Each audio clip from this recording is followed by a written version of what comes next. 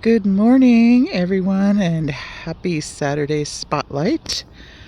This morning, my spotlight is on my quick fire hydrangea,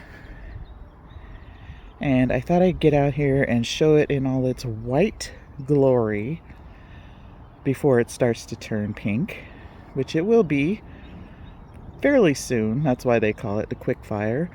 These are hardy in zones 3 to 9. And they get 6 to 8 feet tall and wide. Now mine is not growing in the greatest soil here in eastern Ontario. It's very hard to dig here, very rocky, very little topsoil.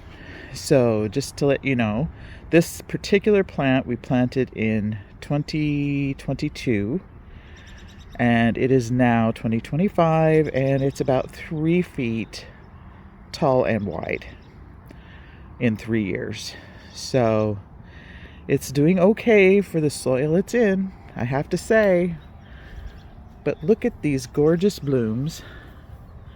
Let me get in close. Aren't they just beautiful? Now this is a lace cap variety, and so it's not completely covered in these flowers. You'll see the fertile flowers, and these are what attracts pollinators. But they just are so beautiful, and it's such a whimsical, glorious little hydrangea, and I just love it.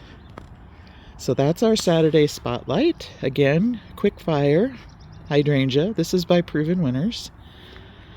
They get 6 to 8 feet tall and wide in ideal conditions, and they're hardy in zones 3 to 9.